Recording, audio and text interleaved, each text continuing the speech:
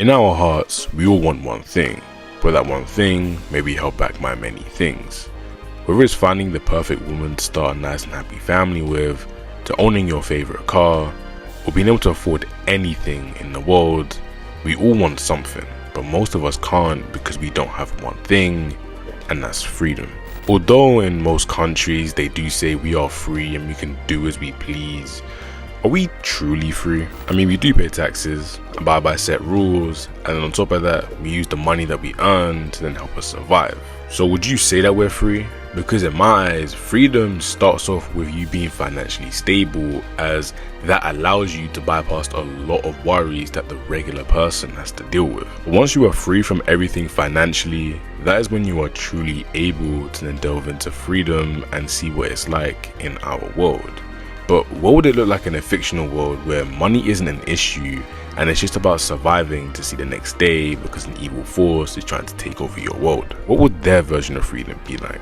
Well, to be honest, we kind of know, as humanity has experienced slavery, we've been ruled by dictators, and some have even tried to take over the world. But as we know, fiction takes our experiences and amplifies it tenfold, giving us a new and fun experience. So in this video, I intend on delving into the fascinating portrayal of freedom to see what it truly means to be free. So strap in, because I'm going to get real in depth with this video. But before I get into the video, if you guys enjoy content like this, you know what to do. Hit that like button and subscribe, as I do post content like this regularly, and to be honest, it's a win-win. You guys show me love and support, and I give you that to you in the form of videos. Whether it's anime, comics, or fiction in general, in due time I plan on covering it, so be there when I go there. But I feel like I've rambled on long enough, so I jump straight into the video and get into the fascinating portrayal of freedom.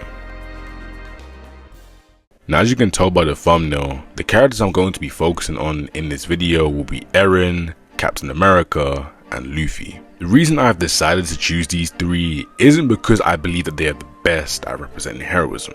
I do have another character inside this video that does represent it the best in my opinion, or I'd say they are my favorite version of it, but I do believe that these three represent it in three different ways that we can explore. Now, to understand where their version of freedom stems from, we must go all the way back to their origin. Eren was given his powers because his father did it as a last-ditch effort for him to fix everything, since he did believe that he could do it. And to be honest, there were signs that Eren does have that willpower and does have that drive to do so. For Cap, he got his powers because he showed that he does have a good heart and does deserve the super soldier serum. And for Luffy, well, he ate the Nika fruit through pure chance. Now, as you can see, all three of them got it through different means, but I will say that Cap and Eren do have some sort of similarity here, as they were going up against a force that was trying to take over their country or island, and on top of that, they were then given their powers after displaying some sort of fighting spirit that then the people that was giving them the serum was like, you know what, I think they're actually worthy of it. But even though they both showed that they were worthy and did have good hearts, Eren's good heart compared to Cap's good heart is a different thing entirely. Eren's good deeds come from a place of him wanting to save his closest friends or just the people around him, while Cap just wants to save everybody and make sure that everybody is free. And this isn't to say that Eren doesn't want freedom for everybody, but we quite literally saw it at the end of the story, where he was willing to take down every nation just so him and his friends could be free. While Cap, on the other hand, didn't mind if he had to sacrifice himself just to save everybody else, because, well, that's who he is. He's an idealistic hero, so he will do everything to save everybody else, even if it means giving himself up. But as we all know, once Cap is unfrozen and out of the ice, he then joins the Avengers, where he is no longer one of the most physically capable people on the planet anymore. Instead, he's one of the weaker ones, but it doesn't seem like that, since his heart doesn't allow him to just restrict him to being one of the weakest. In fact, everybody still sees him as his prolific figure because he is Captain America. As we all know, Captain America fights for the ideology of the American dream. That means, along with happiness, he fights for liberty and freedom, meaning that he is free from any restrictions anybody places on him. This means that Captain America isn't restricted by anything. He's not restricted to a certain power level, he's not restricted to any countries, and he's certainly not restricted by any expectations you put on him. Steve Rogers, no matter what, will go above and beyond, because that is what his heart will tell him to do, and that is what his heart desires. His true power comes from his willpower and his heart, and not the physical strength that he was given post Super Soldier Serum. And that is why no matter what, it seems like he will always win, because that's just who he is. So what about Luffy? What about the warrior of liberation, the literal embodiment of freedom inside of One Piece? Well, although a lot of people like to say that he got his stuff through pure chance, realistically, it was fate. It was written in literal stone that Luffy would come around and be the one to save the world, since that's his role. And although it may seem like fate every single time he encounters somebody or he does something, it's actually fate, as he was destined to do what he is doing. From him freeing Zoro, to saving Nami, to getting Usopp off of Spirit Village, to saving Sanji, Chopper, Robin, Frankie, Brook, and even Jinbei, he was fated and destined to meet all of them, because that is what would happen in his story. That is what separates him from the other two. All three of them have their own ways of going about their own separate versions of freedom, and although you can say that Luffy and Cap do have very similar versions of freedom, due to their stories and how things played out for them, they are very different, and we all know that Eren is definitely different from the two of them. Luffy's version of freedom is extremely childish, as he believes that everybody should be able to eat as much as they want and just be happy. That is a very basic version of freedom, but when put to use is extremely powerful, as he doesn't like anybody to be oppressed.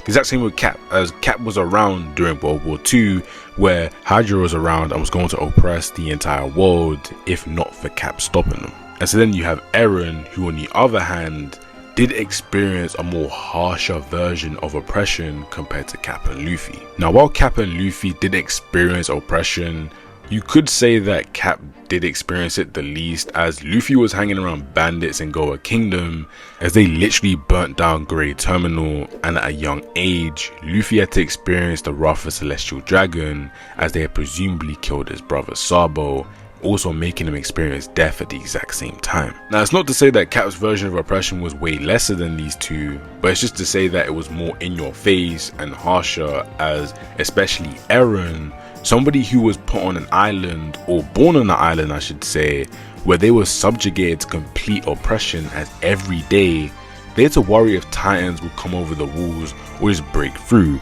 and as we know, one day that did happen with the Armored and Colossal Titan. This forced Eren at an extremely young age to steel his resolve and fight against that complete oppression. You could say out of the three of them, Eren's form of freedom is the most realistic, as being heavily oppressed from birth and then having to earn that freedom by fighting tooth and nail is a lot more realistic, as it can be compared to slavery, especially when you see what's going on in Mali, where the Eldians are seen as nothing more than weapons due to them being able to turn to Titans, and this deepens everything that Eren is trying to fight for. I know a lot of people don't like Eren, but his form of freedom was extremely realistic and human at its core, and I do believe that actually does play a factor into why a lot of people don't like it.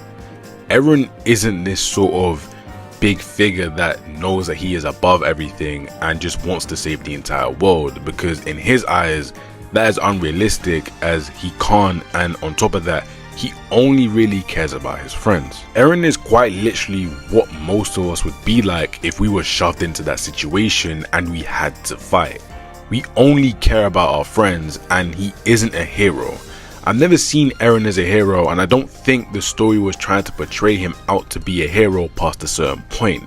He was there to only save his friends, and because we only knew his friends at a certain point in time, we thought he was a hero until we then saw the outside world and realized that wait, if he is trying to fight them and they're trying to fight him and he's then trying to destroy the entire world, is he a villain or is he a hero? And within the midst of all of that, he then puts on this cold facade, because he knew to achieve his version of freedom, he needed to do everything in his power to do so, even if it meant pushing away the exact same people that he was trying to save. Unlike Cap, Eren doesn't have a heart that always guides him on the right path, and unlike Luffy, he wasn't fated to be on the right path even if he could time travel. At the end of the day, Eren was just a kid who wanted to have fun with his friends and took the entire way of the world just so he can have a happy ending. But through it, he made a lot of mistakes, and in the end, his plan was so selfish to the point where he didn't care if he had to flatten the whole world just to get what he wanted. But through all of that, he then realized that everything that was going on really started from slavery itself and how his people have always been oppressed. And the person that represented it the most was Ymir, as even after she died and was in the Titan realm, she was constantly making Titans, and that is something that Eren had seen, understood that she needs to be free as well. So what did Eren decide to do? He decided to free her and hope that his friends will be able to deal with the wreckage he left behind, which either way was then selfish, as what happened to them wasn't anything better, if not worse, for what was happening before. In reality, his efforts were for naught, as in pursuit for freedom, his people had only been restricted even more, and after that, the challenges they faced were even worse than where it was before, as the entire world then decided to hate them. This is what happens when you decide to chase your own selfish version of freedom, but in my eyes, that is what I love about Eren. He's realistic when it comes down to it, because he's conflicted by so many different things and was given such a tall task at such a young age. As I said, Eren is just a kid at heart that wanted to play with his friends, but had so many different things to balance on his plate, to the point where he had to turn to many drastic things just so he could get off wherever he wanted to get off, that in the end, it wouldn't be enough. Yes, Eren does share the exact same qualities that Luffy and Cap do have, but the thing that separates them is their drive and their overall goal. Eren's drive comes from him wanting to save his friends and just be with his friends. It's a small goal, it's not nothing that's grand, but Luffy and Cap have world-changing ideals and they want to free their world from any sort of oppression. It's that same with Eren, but where it comes from is a completely different place. And that's what I love about him. I do think it would be nice to see him succeed, but ultimately seeing him fail and trip up on himself is something that you have to admit is very human, and the more we talk on Eren, is the more I draw connections to another character who portrays freedom extremely well. Franklin Saint, just like Eren, has technically been oppressed since birth.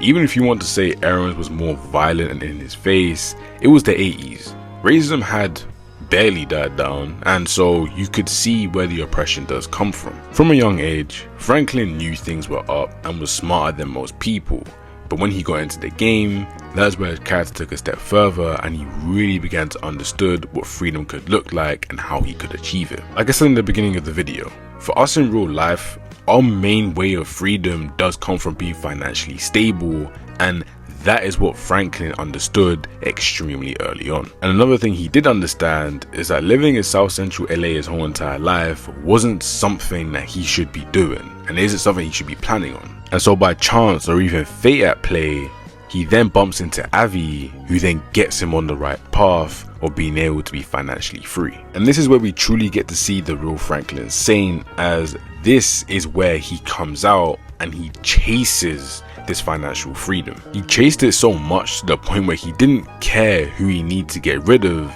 and on top of that, he didn't care if the streets he grew up on were destroyed. If it meant he could reach his goal of being financially free, he'd do it. And on top of that, Franklin didn't care who he needed to be buddy with to get to that spot. Business is business, and if you're gonna mess up the business, then you gotta go. And we see this through the many episodes and seasons of Snowfall, up until the point where he realizes that he's done enough and decides to back out of the game. But let's just say that the people that he then become buddy with didn't like the fact that he was stepping out. So after finally getting that financial freedom, it's taken away from him. And what does he do? He spirals. And we feel this because we saw him fly up to the sun, and then we saw him get his wings singed, and now he was flying back down to earth at a rapid pace. Franklin had gained freedom for a short period of time. He loved the feeling of it, and then what had happened? It was taken away from him, and it felt like everything he had worked for was for nothing. He fell all the way back down to rock bottom, and through people then messing up every single opportunity that he was given to get that freedom back, what does he do? He accepts it. He accepts being at the bottom, and what's funny is when he was at the bottom, that's where he says he was the most free. Think about it. With everything he had to go through to gain that freedom, he had so much stress on his head. And even when he was at the top, he then had to think about all the different things that he had to do to then keep that money flowing in. Although it may seem seamless once you're at the top, it actually does get kind of more stressful, as if you make one slip up, you could lose it all. And as we saw, that one slip up did happen, and many did follow after, to the point where he had nothing left to his name. But at that point, he felt the most free. Why? Because there's nothing to worry about anymore. After falling from grace, Franklin realized that being broke and being at the bottom was where he was the most free, as there was nothing to really stress him out. He could roam around, do what he likes, doesn't have to watch his back, doesn't have to think about these people that he has to pay, do all these different things for, or even just worry about his family. No, instead now he just has himself and nothing else really left to do. He has just peace of mind, and that is where his version of freedom comes from. He just wanted peace of mind. And so this forces us to pose the question, what is freedom and how do you achieve it? Well, there is no solid answer to this, because to be free means whatever the hell you think it is. All throughout the video, I've gone through characters that fight for freedom and how they go about it. They all have different reasons behind it, and in their pursuit of it, are even fighting for that freedom, or already feel like they're free. Luffy already feels like he's free because he's sailing on the sea and could do what the hell he likes. He's a pirate. He can do what he likes, meaning he's free. Steve, he fights for the American way, meaning that he is always feeling liberated and always feels free and always feels happy. Steve goes around doing what he likes because he is free and happy, and makes sure that everybody else feels the exact same way. Eren failed in pursuit of his version of freedom, as he realized that even if he was fighting for his friends, there was his people that he needed to look out for, and most of all, the person that even gave them the Titan powers in the first place was suffering the most, and so he decided to free her, and so in turn left his people and even her people even worse, failing in the process. And so finally Franklin, he achieved two versions of freedom: financial freedom, and then on top of that he then decided to gain freedom through peace of mind. And that is what I love about freedom. I think the message that a lot of these authors that do cover freedom are trying to get across to us is that freedom could be anything you want it to be, it's just down to how you interpret it. And that's what's so fascinating about freedom. It could be anything, as freedom to you could either be complex or be simple. Freedom could be as simple as you moving away from your parents to get some peace of mind and live on your own, so you get to do anything you like and make your own decisions. Another version of freedom could be you flunking everything and just going to party. Freedom could be anything you want it to be, it's just what you decide it to be. And that is why most highly critically acclaimed pieces of fiction do explore the concept of freedom, as we will always and forever be intrigued by it, as we want to explore it, experience it, and most importantly, enjoy it. And so with that being said, you guys have reached the end of the video. Hope you guys did enjoy it, and don't worry, I will get around to doing the villain video. I know about that. But yeah, thank you for the support. I love you all. I shall see you guys in the next video. Goodbye.